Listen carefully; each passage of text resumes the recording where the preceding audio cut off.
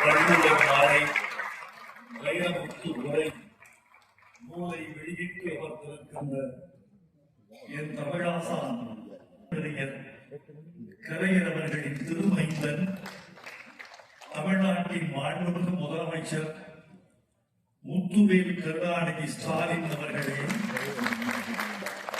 என் ஆரோக்கிய சகோதரர் ஒன்றிய அரசின் ஐயா சிதம்பரம் அவர்களே, சிந்தனையாளர் இறையன்பு அவர்களே, சொல்லரசி பர்வீன் சுல்தானா அவர்களே, மாண்புமிகு அமைச்சர் பெருமக்களே, நாடாளுமன்ற சட்டமன்ற உறுப்பினர்களே, மதிப்புமிக்க அனைத்து கட்சி தலைவர்களே, அதிகாரிகளே, பெரியோர்களே, நண்பர்களே, தாய்மார்களே, பாசத்திற்குரிய பத்திரிகையாளர்களே, ஊடக உறவுகளே, வெற்றி தமிழர் பேரவையின் வெற்றி கழகங்களே, உங்கள் அனைவருக்கும் எனது அன்பான வணக்கத்தை தெரிவித்துக் கொள்கிறேன். என்னை சற்று அனுமதித்தால் உங்களை 60 ஆண்டுகளுக்கு பின்னோக்கி அழைத்துச் செல்ல ஒரு வாய்ப்பு தர வேண்டும் என்று விரும்புகிறேன். 60 ஆண்டுகளுக்கு முன்னால் கிராமத்தில் ஓர் இரவு ஊர் உறங்கிவிட்டது, விலங்கு உறங்கிவிட்டது, பறவை உறங்கிவிட்டது, இலைகளுக்கு இடையே காற்று உறங்கிவிட்டது, நட்சத்திரங்களை காதலுக்கு வைத்துவிட்டு நிலா கூட உறங்கிவிட்டது. ஒரே ஒரு சிறுவன், அவன் வீட்டு கருப்பு புகையடித்த லாந்தர் மட்டும் விழித்திருக்கிறார்கள்.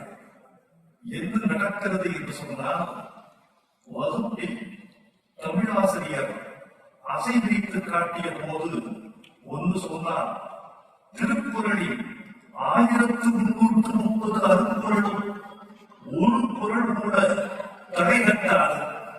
ஈற்றடி குச்சியாய் ஏழையடினாட்சியாய் இயற்சியிலும் பிரிசீரும் வந்து இயற்சியின் வெண்களையும் வெம்சீர் வெண்களையும் நிரம்பி வந்து தங்களை தழுவி பிறர்களை தழுவாது செப்பலோசையோடு நாள் மலர் காசு பிறப்பு என்ற வழிபாடுகள் ஒன்றால் முடியும். அதுதான் திருக்குறள் என்று சொன்னார். ஒன்று கூடவா, ஒரு குறள் கூடவா? 1330 ஒரு குறள் தடைகட்டாரா என்று அந்த கருப்பு சிறுவன் வெள்ளை மனத்தோடு வெகுளி உள்ளத்தோடு திருக்குறளை இரவெல்லாம் அசைவிரித்தார். அசைவிரித்து வள்ளுவரிடம் தோற்றுக்கொண்டே இருந்தார், இலக்கணத்தை வென்று கொண்டே இருந்தார். அந்த சிறுவனுக்கு பெயர் வைரமுத்து.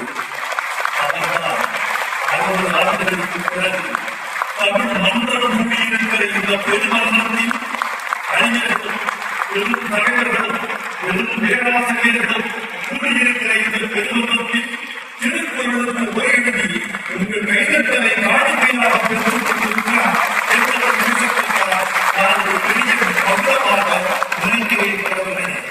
நண்பர்களே, ஏன் குறளுக்கு உரை எழுத வேண்டும்? உரை ஏன் தேவைப்படுகிறது தெரியுமா? ஏன் உரையை படித்தால் புரியாதா? எல்லா விளக்கும் விளக்கல்ல, சார்ந்தோருக்கு பொய்யா விளக்கு தெரியாதா? தொட்டதை கூறு விளக்கேணி வாழ்ந்ததற்கு கற்றதை கூறு அறியும் தெரியாதா? தெரியும். எல்லா சொற்களும் ஒரு உரித்தவைதான்.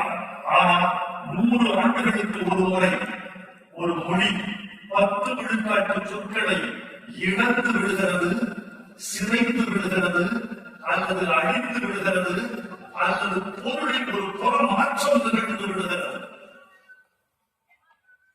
ஐயா சிதம்பரம் அவர்கள் இங்கே சொன்னார்கள், இந்திரா பார்த்தசாரதி எனக்கு ஒரு தகவல் சொன்னதாக.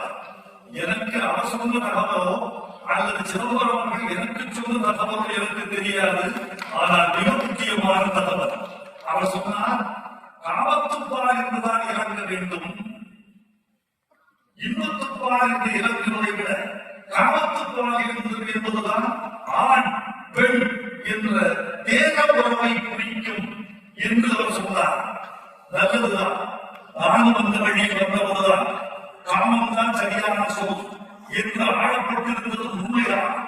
ஆனால் அறிவுக்குரிய அன்புக்குரிய சிதம்பரம் அவர்களே, இந்திரா பார்த்தசாரதி அவர்களே, உங்களுக்கு ஒன்று சொல்ல வேண்டும் என்று ஆசைப்படுகிறேன். காமம் என்பது தொல்காப்பியர் காலத்தில் உயர்ந்த பொருள். கமம் நிறைந்த இடம் என்பது தொல்காப்பிய சூத்திரம்.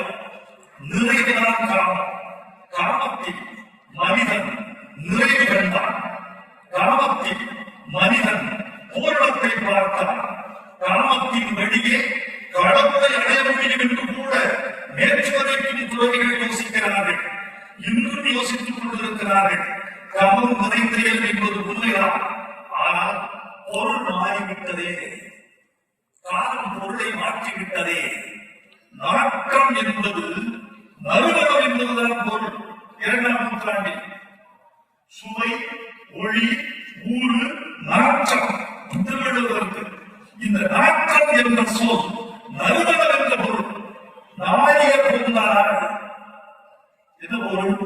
மணக்கின்ற பொருந்தலை உடையவள் பூக்களை சூடியோ திரவியங்களை பூசியோ அல்லது தன் தேவைக்கு என்று தனிமணம் கொண்டோ அல்லது தன் ஆடையுடைய வாழை அவள் கூந்தலில் ஏறியோ அவள் நிறம் மனம் கூடியிருக்கிறது. நாரியும் கூந்தல், இருண்ட கூந்தல், கடத்தியான கூந்தல், நாரியும் கூந்தல் என்றால் நாடுகின்ற மணக்கின்ற இருந்த இருண்ட கூந்தல் நாட்டம் என்ற அந்த பொருளில் வந்தது. இன்றைக்கு நாற்றம் என்றால் பூவம் என்று ஆகிவிட்டது. இன்றைக்கு கூந்தல் நாடால் பெண் சண்டைக்கு வந்திருக்கிறார். இன்றைக்கு நாடுதல் என்பது நல்ல பொருள் அல்ல. காமம் என்பது தொல்காப்பியர் காலத்தில் நல்ல பொருளில் ஆளப்பட்டு வந்தது. நாட்டம் என்பது போலவே இன்று அதே சொல் காமம் என்றால் லஸ்ட் என்ற இழிந்த பொருளுக்கு வந்துவிட்டது. என்னப்பன் திருவள்ளுவரை நான் இழிந்த பொருளை எடுத்தாள விரும்பவில்லை என்பதால் நான் இந்த தமிழர்கள் ஏற்றுக்கொண்டு கடமை செய்கிறார்கள். இந்த கடமையை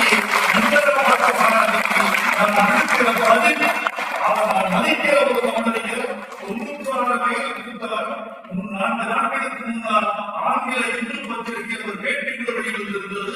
அவ்வளவு சிறந்தவர்.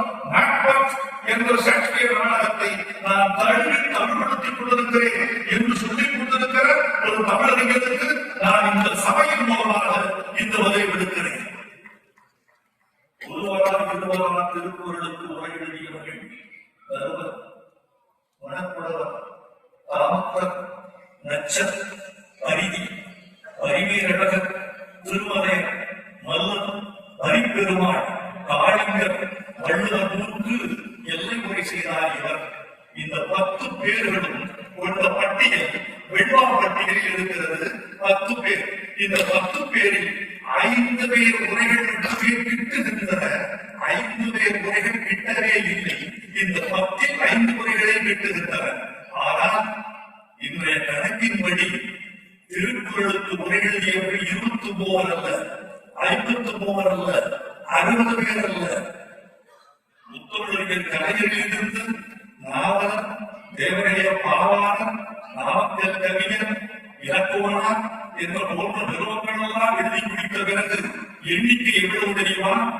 850 பேர் திருக்குறளுக்கு உரை எழுதியிருக்கிறார்கள்.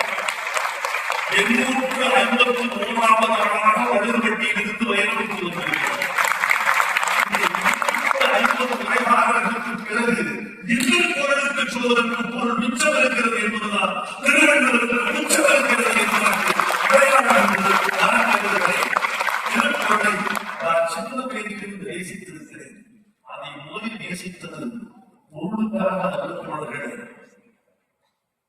காமத்துக்கு வசப்படாத காமம் என்பதே என்னவென்று தெரியாத ஒரு சின்ன சிறுவன் ஒரு கொழுத்த பெண்மையை அண்ணாந்து ஆச்சரியப்பட்டு ரசிப்பது போல பொருளே தெரியாத காலகட்டத்தில் கூட திருக்குறளை நான் தடவி தடவி சொல்லி சொல்லி பேசி பேசி ரசித்து ரசித்து ருசித்து ருசித்து இசைத்து இசைத்து திளைத்து திளைத்து கரைந்து கரைந்து நிறைந்து நிறைந்து ரசித்திருக்கிறேன்.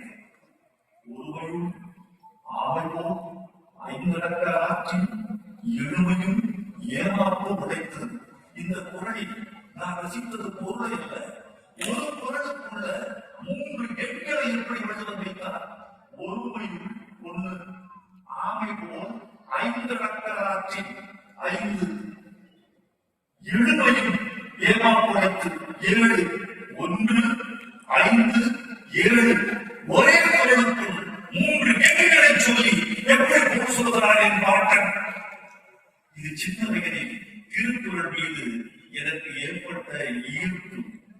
பற்றுக பற்றற்றான் பற்றினை அப்பற்றை பற்றுக பற்று விடக்கு. நீ எங்கிருந்து பிறந்தாய்? எனக்கு உனக்கு தமிழ் சொல்லிக் கொடுத்தான்? எத்தனை பேர் உனக்கு முன்மொழிகள்? ஒரே குரல், 7 சீர்கள், 7 சீர்களில் 6 சொற்கள் ஒரே சொல். இந்த உலகத்தில் உள்ள கவிஞர்களுக்கெல்லாம் நான் அறிமுகப்படுத்துகிறேன். 7 சொற்களில் ஒரு சொல்லை வைத்து இவ்வளவு பெரும்போடு சொன்னதும் தமிழன் வள்ளுவரை தவிர இந்த வடிவம் கேட்கிறார், தமிழ் உலகம் கேட்கிறது, அறிஞர் உலகம் கேட்கிறது, தமிழின் பாரம்பரியம் கேட்கிறது என்று உலக இலக்கியவாதிகளுக்கு சொல்லுவேன். தோழர்களே, பற்று பற்றற்ற பற்றினை அப்பற்றை பற்றுக பற்று விடக்கு. 7வது சீர் மட்டும்தான் இன்னொரு சொல். அதுவரைக்கும் அதுதான். இன்னொரு ஜானம் பண்ணிட்டு பாருங்க. ஒரு மனிதன் இளம் பெரும் தலைவர்கள் வந்திருக்கிறீர்கள். எனக்கு பேசுவதற்கு இவ்வளவு ஆசையாக இருக்க தெரியுமா? நான் மதிக்கிற பெருமக்கள் இந்த சபையில் அடைந்திருக்கிறார்கள். நான் பல பேரை மதிக்கிறேன். மதிக்கிற அத்தனை பேரும் இந்த திருச்சபைக்கு வருகிறவில்லை. வந்திருப்பவர்கள் எல்லாம் இம்மரியாதைக்குரியவர்கள். எல்லோரும் அறிஞர்கள். அவர்கள் கண்களில் இருதயம் துடிப்பதை நான் முன்னிருந்தே பார்க்கிறேன். என் பிள்ளைகளுக்கு பக்கத்தில் அவர்கள் சிலைகள் துடித்துக் கொண்டிருப்பதை நான் பார்த்துக் கொண்டிருக்கிறேன். அவர்கள் கைகள் அசைவதும், உணவு மொழிகளால் தேவன் ருசிப்பதும், திருக்குறளுக்கு இவ்வளவு வெளிவள்ளலாம் வைரமுற்று என்று அவர்கள் திட்டுவதும் இப்போது தெரிந்து கொண்டு நான் வியந்திருக்கிறேன். எவ்வளவு தூரத்துக்கு ஒரு பொருளை விட்டு விலகி போகிறாயோ அவ்வளவு தூரத்துக்கு துன்பத்திலிருந்து விலகி போகிறாய். எவராவது சொன்னாரா? செல்வத்தை விட்டு, மண்ணை விட்டு, பெண்ணை விட்டு, பொன்னை விட்டு, பதவியை விட்டு, புகழை விட்டு, பற்றுகளை விட்டு எவ்வளவு தூரம் நீ ஒரு பொருளிலிருந்து விலகி போகிறாயோ நீ விலகி செல்ல செல்ல துன்பம் விலகி போகும். திருவள்ளுவர் சொல்றார், யாதனின் யாதனின் நீங்கியான் நோதல் அதனின் அதனின் இலக்கு. இது ஒரு திருக்குறள். எந்த பொருளிலிருந்து எவ்வளவு நீ விலகி இருக்கிறாயோ அந்த அளவுக்கு உனக்கு துன்பம் உன்னை விட்டு விலகி போகும் என்பது பொருள். இதெல்லாம் முக்கியம். ஒட்டாதே, உறவுகளோடு ஒட்டாதே, பொருளோடு ஒட்டாதே, பதவியோடு ஒட்டாதே, மண் பெண் பொன் என்று ஒட்டாதே. அப்படி ஒட்டாத வரைக்கும் நீ நலம் பெறுவாய் என்று சொல்ல வந்தவன் இந்த குரலையே முதல் ஒட்டாமல் இருக்கிறார்.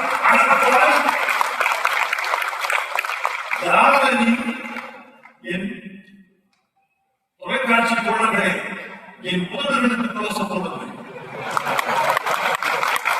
யாதனின் யாதனின் நீங்கியான் நோதல் அதனின் அதனின் இலக்கு.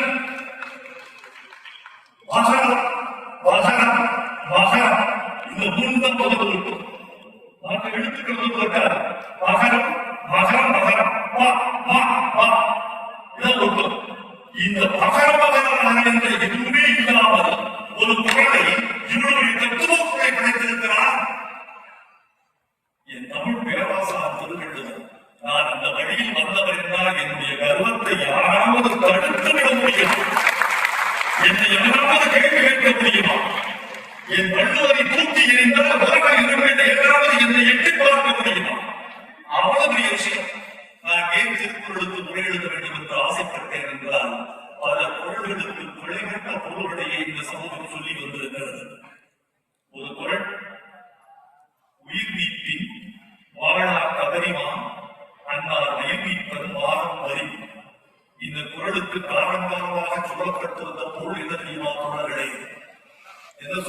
சொன்னார்கள், கவரிமான் என்று ஒரு விலங்கு இருக்கிறது. அந்த கவரிமான் ஒரு மயிர் உதிர்ந்து விட்டால் கூட உயிர் போய்விடும். மாணவர்கள் கவரிமானை போன்றவர்கள் மாணவத்துக்கு இழுக்கு வந்தால் இறந்து விடுவார்கள் என்பது இதற்கு சொல்லப்பட்ட பொருள். உயிர் நீப்பை மயிர் நீப்பி வாழா கவரிமா அண்ணா உயிர் நீப்பர் மானம் வரி. எவ்வளவு பெரிய பிழை இருந்திருக்கு தெரியுமா? 2000 வருஷமா 2000 ஆண்டுகளாக சொல்லப்பட்ட பிழையை நான் ஒருவன் வந்து திருத்த வேண்டும் என்று இருந்திருக்கிறது என்று நான் ஒன்றும் பெருமைப்படவில்லை. ஆனால் தோழர்களே, எங்கள் வள்ளுவர் மீது பிழைப்பட்ட சகதி ஏதும் படித்துவிடக் கூடாது என்று நான் கவனமாக இருக்கிறேன். கவரை மான் என்று ஒன்று இல்லை. திருவள்ளுவர் கவரை மான் என்று பிரயோகப்படுத்தவும் இல்லை. கவரை மான் அண்ணார் என்றால் மான் அண்ணார் மானன்னார் என்று இருந்திருக்க வேண்டும். ஆனால் வளர உடம்படுமை மீது கவரை மானன்னார் என்று எழுதியிருக்கிறார் திருவள்ளுவர். கவரி மா என்றால் விலங்கு, மான் அல்ல. கவரி மா மக்கள் மாக்கள், மக்கள் உயர்ந்ததை மாக்கள் மகளிரை மாக்கள் கவரி மா. இந்த மா என்றால் விலங்கு. கவரி மா என்பது அடிப்பிரதேசத்தில் வாழ்கிற ஒரு விலங்கு. ஆங்கிலத்தில் சொன்னால் யாக். யாக் என்ற விலங்கு திபெத்தில் இன்னும் இருக்கிறது, நேபாளத்தில் இன்னும் இருக்கிறது. அடிப்பிரதேசத்தில் விலங்கு தன் உடம்பெல்லாம் கவரிமொழி கொண்டது. கம்பளியை போர்த்தது போல இருக்கும். அந்த கம்பளியை போர்த்திருப்பது இயற்கை அதற்கு கொடுத்த முறை. அந்த பணியிலிருந்து அதை மீட்டுக் கொள்ள வேண்டும், காத்துக் கொள்ள வேண்டும் என்று அந்த இயற்கை அந்த விலங்குகளுக்கு அந்த உறுப்பை கொடுத்திருக்கிறது. கவரிமா. அந்த கவரி மயிர் மொத்தமாக உதிர்ந்து போனால் குளிர் தாங்காத பனிக்காட்டு விலங்கு குளிர் தாங்காமல் விரைத்து செத்து போகும் என்பது பொருளப்பா. மயிர் நீட்டி எது தெரியுமா ஏமாத்திருக்கு? எதுகை உரையாசிரியர்கள் ஏமாத்திருக்கு. இதுல பதிவீரர்களுக்கு தான் சொல்றாரு, நாவலர்களுக்கு தான் சொல்றாங்க, மணக்குளர்களுக்கு தான் சொல்றாரு, பின்னாடி உரையாசிரியர்கள் சொல்றாங்க, எல்லாரும் சொல்றாங்க. பரிதியாய் என்ற ஒரு உரையாசிரியர் இறைவர்களுக்கு தெரியும், படிச்சு பாருங்க. பரிதியாய் என்பவருடைய உரை கவரை மா என்று சொல்லாம கவரை மான் என்றே கொடுக்கிறார். மூலத்தை விட்டு வெளியே போவது என்ன நியாயம்? ஒரு உரையாசிரியர் மூலத்தை விட்டு வெளியே போகக்கூடாது. காலத்தை விட்டு கூட வெளியே போகலாம், மூலத்தை விட்டு ஒரு உரையாசிரியர் வெளியே போகக்கூடாது. இதைத்தான் கவரிமா வந்தார் என்று எழுதியிருக்கிறேன். பெரியவர்களே, நீண்ட நேரம் பேசுவதற்கும் விரும்பவில்லை, ஆனால் குறைவாக பேசவும் விரும்பவில்லை. அப்படி ஒரு நிலை திருவள்ளுவருக்கு மிகப்பெரிய பெருமை தெரியுமா தோழர்களே? இந்த நிமிஷத்துக்கு பொருந்துவதுதான், இந்த சனத்துக்கு பொருந்துவார். இன்றைய வாழ்வியலுக்கு, இன்றைய அறிவியலுக்கு, இன்றைய அறவியலுக்கு, இன்றைய அரசியலுக்கு, உலகத்துக்கு பொருந்துகிற குரல் நம்முடைய வள்ளுவருடைய குரல் தான் இல்லை. உக்ரைன், ரஷ்யா போர், பாலஸ்தீனம், இஸ்ரேல் போர், இஸ்ரேல் ஈரான் போர். இந்த போர்களுக்கு வள்ளுவர் சொல்கிற இந்த நிலவரத்து குரல் ஒன்று உண்டு. இப்படி நிகழும் என்பதற்கு தெரியுமா? தெரியாது. இப்படி நாடுகளே கிடையாது வள்ளுவர் காலத்தில். அந்த நாடுகளே இல்லாத காலத்தில் வள்ளுவர் இப்படி சிந்தித்திருக்கிறார் பாருங்க. நாடு சட்ட போன்றதெல்லாம் நாடாடா, அதற்கு பெயர் நாடா. நாடு என்றால் என்ன தெரியுமா? வள்ளுவர் இருக்கிறார். உருவசையும் ஓவா பிடியும் செல்வகையும் சேராது என்பது நாடு. பசீரோட பார்க்க பாரசீகத்துல என் நெஞ்சு கையில சாப்பாட்டு தட்டை வச்சுட்டு தொலைக்காட்சி பார்த்துட்டு இருக்கேன். ஒரு சப்பாத்தி, ஒரு சிட்டிநாட்டு குருமா, அதை வச்சு சாப்பிட்டு இருக்கேன். தொலைக்காட்சியில் ஒரு காட்சி கொடுத்து ஒரு பாலஸ்தீன சிறுவன் பேட்டி கொடுக்கிறான். போருக்கு எதிராக பேசிக்கொண்டே இருந்தவர் கீழே குனிந்து தன் காலடியில் இருந்த மணலை ஒரு கையில் அழித்த வாயிலத்தை அள்ளி எரிச்சார். இதற்காக சாப்பிட்டு போகணும். தட்டை அப்படியே வச்சு என் சமாதானத்தில் சற்று தூரத்தில் எங்கள் மாநில சிறுவர் முழுவதும் தன் வாயில் மண்வெள்ளி கொண்டு சென்று சாப்பிடுகிற பொழுது நான் எப்படி இந்த நறுமணத்தை சாப்பிட முடியும் என்று தட்டை கீழே வைத்திருக்கேன். தோழர்களே, உள்வசியும் ஓவாக்குழியும் சிறுவதையும் சேராதே என்பது நாடு. உக்ரைனுக்கு ஒரு குரல், இஸ்ரேலுக்கு ஒரு குரல், ஈரானுக்கு ஒரு குரல், ரஷ்யாவுக்கு ஒரு குரல். அது இந்த குரல். ஒன்றிய அரசுக்கு ஒரு குரல் சொல்லியிருக்கார் வள்ளுவர். ஒன்றிய அரசுக்கு நிதியெல்லாம் வச்சுக்கிட்டு கொடுக்காம இருக்காங்க, கஷ்டப்படுறாங்க. கல்வி நிதியை சேர்த்து வச்சுக்கிட்டு தர மாட்டேங்கிற, வெள்ளரி வாரம் கொடுக்க மாட்டேங்கிற, உரிய நிதி வரமாட்டேங்குது. எங்க தமிழ் மாநிலத்தில் இவர் எப்படி பொருள் சமாளிச்சுட்டு இருக்காரு? இவ்வளவு பெரிய நிதியை வாங்கிட்டு போறீங்க, ஜிஎஸ்டி கொடுக்க மாட்டேங்கிறீங்க. காக்கை மாதிரியாவது நீங்க வாழக்கூடாதா? வள்ளுவர் சொல்றாரு. காக்கை இருக்கு, சேர்ந்த பொருளை பார்த்த பொருளை மறைக்காது, தனக்கென்று ஒதுக்காது, கரையும் என்று கரையும், கூட்டத்தை சேர்க்கும். எல்லா காக்கைகளும் மொத்தமாக சேர்த்துதான் உண்ணும். அதுதான் காக்கையின் குணம். காக்கை கரவா கரைக்கும் ஆக்கவும் அந்த வீராக்கே உள்ள எங்க ஜிஎஸ்டி எடுத்துக்கிட்டு ஊர் காக்கைகளை தான் கொடுத்துட்டு இருக்கீங்க. எங்க தமிழ்நாடு எங்காவது காக்கை கரவா கரைக்கும் ஆக்கவும் அந்த வீராக்கே உள்ள ஒன்றிய அரசுக்கு பொருளுகிற குரல். 2000 ஆண்டுகளுக்கு முன்பு எழுத்தாணி எடுத்து தரப்படுத்தப்பட்ட வரைமுறையில் எழுதிக்கொண்டு புள்ளி வைக்காத எழுத்து எழுதிக்கொண்டு வரைமுறையில் புள்ளி வைத்து எழுத்துக்களை எழுதினால் வரைமுறை கிழிந்து விடும் என்பதனால் புள்ளி இல்லாத எழுத்துக்களை தான் வரைமுறையில் எங்கள் திருவள்ளுவர் எழுதியிருப்பார். திருவள்ளுவர் இன்று என் வள்ளுவர் முறை வேதமுற்ற உரையை வாசிக்க சொன்னால் திருவள்ளுவருக்கு வாசிக்க தெரியாது. இந்த எழுத்துக்கள் வேறு, ஒலிவடிவம் வேறு. ஒலிவடிவம் ஒன்று. காக்கை கராவா கரைக்கும் என்றால் வள்ளுவருக்கு புரியும். நான் எழுதி கொடுத்தால் வள்ளுவருக்கு படிக்க தெரியாது. ஒலி வடிவம் மாறாதது, மொழி வடிவம் மாறுவது. ஆகவே தமிழர்களே, இவ் நேசிக் கொள்ளுங்கள், ஒலி வடிவத்தை மாற்றாதீர்கள். காதுகளில் எங்கள் பிள்ளைகளுக்கு ஒலிகள் வந்து சேரட்டும்.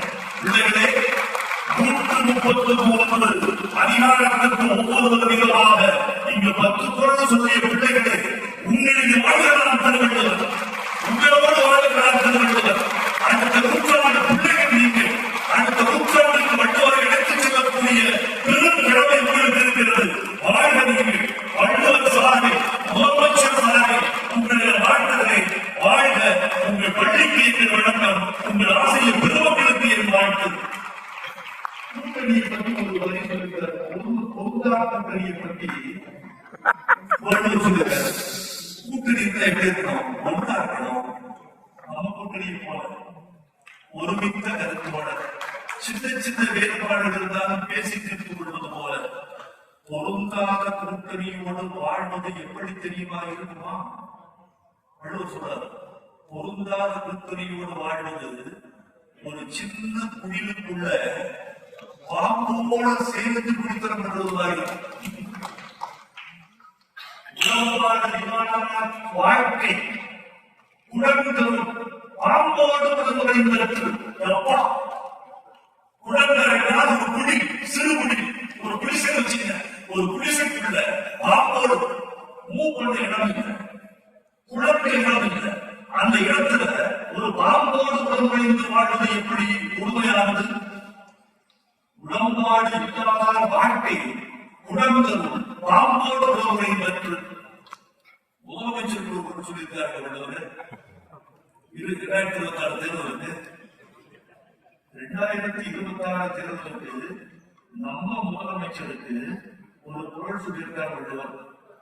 நீங்க தோற்கணும் சார், நீங்க ஒரு திட்டம் போகணும், சில திட்டம் எடுத்துக்க வேண்டும். எப்படி தூக்கி செய்ய வேண்டும் தெரியுமா? நீங்க உங்க வலிமையை எண்ணிப்பாருங்க. உரிமை கொடுத்திருக்கிறீங்க, இலவச பஸ் பாஸ் கொடுத்துருக்கீங்க, 400 திட்டம் கொடுத்துருக்கீங்க, இல்லங்கடி மருத்துவம் சொல்றீங்க, எவ்வளவோ கொடுத்துருக்கீங்க. உங்க வலிமை அது பிரமாதம். அப்புறம் மாற்றான் வலிமையை எண்ணி பாருங்க. அப்புறம் துணை வலிமையை எண்ணி பாருங்க. மாற்றான் வலிமை எதிரிகள் யாரும் எண்ணி பாருங்க. அவங்க வலிமையை எண்ணி பாருங்க. துணை வலிமையை எண்ணி பாருங்க. நமக்கு துணையா இருக்கிறது யார் யார், அவங்களுக்கு துணையா இருக்கிறது யார் யார் எண்ணி பாருங்க. இவ்வளவு எண்ணி பார்த்துட்டு தூக்கி நிறுத்தி செல்வதுங்க. வலிமை அந்த பக்கம் அதிகமா, இந்த பக்கம் அதிகமா. வினை வலியும் தன் வலியும் மாற்றான் வலியும் துணை வலியும் தூக்கி செயல். 2000 ஆண்டுகளுக்கு முன்பு என்ன எதையெல்லாம் சொல்லிவிட்டு போயிருக்கிறார். இந்த சனத்திற்கு மாத்திரமல்ல தொடர்களே, செயற்கை நுண்ணுயிர் வரட்டும், நேனோ டெக்னாலஜி வரட்டும், இந்த உலகத்தை துடைத்து தூக்கி குப்பை எறிய வேண்டியதுதான். சென்னை நகரத்தில் முக்கால்வாசி விஷயத்தை தூக்கி வங்காள விரிகுடாவில் எரிந்து விட வேண்டியதுதான். வங்காள விரிகுடா மேலாகி போகும். அவ்வளவு குப்பைகளை துடைத்து எரிய வேண்டியிருக்கும். புதிய வாழ்க்கை வரும். அப்படி புதிய வாழ்க்கை, புதிய மனிதர்கள், புதிய விழுமியங்கள், புதிய சட்டங்கள், புதிய ஆட்சிகள் என்று இந்த வாழ்வின் எல்லா அம்சங்களும் மாறிக்கொண்டே போனாலும் மாறாத பேரம்சமாக எங்கள் திருவள்ளுவர் வேண்டாம் நிறைவாக ஒரு செய்தி. யாருக்கு திராணி இருக்கிறீர்கள்? யாருக்கு திராணி? எங்களுக்கு நிச்சயம் இருக்கிற ஒரே ஒரு அடையாளம் திருவள்ளுவர். அவரை வைத்துத்தான் நாங்கள் வாழ்ந்து கொண்டிருக்கிறோம். எங்கள் இனத்தின் கேடயம் அவன்தான், எங்கள் இனத்தின் வாழ்வும் அவன்தான், எங்கள் கலையும் அவன்தான், எங்கள் வீரமும் அவன்தான். அவரை பறித்துக் கொண்டு போவதற்கு ஒருபட மாட்டோம். அதெல்லாம் நாகரிகம் கருதி அரசியல் பேசாமல் அதெல்லாம் வேண்டாம். கெட்ட வார்த்தை இருக்கிறீர்கள், கெட்ட வார்த்தையா? ஆடு மேய்க்கிற பொழுதும் ஆடு மேய்க்கிற போதும் நான் சொல்லுகிற அகராதிகளை நீங்கள் எழுதக்கூட பார்க்க முடியாது, அவ்வளவு தெரியும். ஆனால் நாம் கெட்ட வார்த்தைகளை பயன்படுத்துவதா, இந்த பொது வாழ்க்கைக்கு திருக்குறளை பயன்படுத்துவதா என்று முடிவெடுத்து திருக்குறளை தான் பயன்படுத்த வேண்டும் என்று நாடகம் பெற்று மேலே வந்தோம். எங்கள் நாகரிகத்தை சிதைத்து விடாதீர்கள், எங்கள் முகமூடியை கடத்தி விடாதீர்கள், எங்கள் தோலை விரித்து விடாதீர்கள். வேண்டாம், திருவள்ளுவரை விட்டுவிடுங்கள். அவர் தமிழருக்கு இன்று கிடைத்த ஒரே ஒரு அறக்கொடை. அந்த அறக்கொடையை இழப்பதற்கு நாங்கள் தயாராக மாட்டோம். அந்த அறக்கொடை எங்களுக்குரியது, எங்கள் தமிழகத்தின் அடையாளத்துக்குரியது. வேள்வி செய்வது உங்கள் கலாச்சாரம். வேள்வி என்பது வேள்வி யாகம் நடத்து, தீ வளர்த்து, ஆடமாவர்களை வெட்டி வலியுறுத்தி அதெல்லாம் பண்ணுவது உங்கள் கலாச்சாரம். தமிழ்நாட்டில் அப்படி இல்லை. நாங்களும் பலியிடுவோம். யாக வளர்த்தல், யாக வளர்த்தல் புராணம் எங்களுக்கு விரோதம் அல்ல, கல்வி எங்களுக்கு விரோதம் அல்ல. ஆனால் நாங்கள் மனிதனுக்காகத்தான் படைப்போம். இல்லாத சக்திகளுக்கு நாங்கள் படைப்பதில்லை, மனிதனுக்கு தான் படைப்போம். அபிசுரிந்து 1000 வேட்டலை ஒன்று உயிர் செலுத்தி உண்டாமை நன்று என்று புதிய குரல் கொடுத்தவன் தர்மார்த்த காம மோட்சம் என்பதுதான் வடமொழி மரபு. தர்மம், அர்த்தம், காமம், மோட்சம். அங்க கூட காமம் இல்லையா? வடமொழியில் கூட தர்மார்த்த காம மோட்சம் என்றுதான் சொன்னார். தர்மம், அர்த்தம், காமம், மோட்சம், அறம், பொருள், இன்பம், வீடு மொழிபெயர்த்தார். அப்படி வரும். திருவள்ளுவர் பார்த்தீங்களா? எங்காவது தனி தமிழ் என்பது கடையாளம் போகுமா? அறம், பொருள், இன்பத்தோடு நிறுத்திக் கொண்டார். மோட்சத்தின் மீது எங்களுக்கு நம்பிக்கை இல்லை, தூக்கினார். அறம் இன்பம் தான் எங்கள் கொள்கை என்றிருக்கிறார். மோட்சம் தானானது, மோட்சம் கற்பனையானது, மோட்சம் கண்ணுக்கு தெரியாதது. மோட்சம் என்பது உயிரி. அந்த உயிரினோடு எங்களுக்கு எந்த உறவும் இல்லை என்று அறத்தோடும் பொருளோடும் இன்பத்தோடும் மனிதனுக்கு தேவையான நிறுத்திக் கொண்டார். அந்த தமிழனை எங்களுக்கு விட்டு விடுங்கள். அவன் மீது வர்ணம் பூசாதீர்கள். திருவள்ளுவரின் வர்ணம் தெரியுமா? தமிழனுக்கு வர்ணம் என்னவோ அதுதான் திருவள்ளுவரின் வர்ணம். திருவள்ளுவரின் வர்ணம் என்னவோ அதுவே தமிழின் வர்ணம். வாழ்க வாழ்த்துக்களையும் வணக்கத்தையும்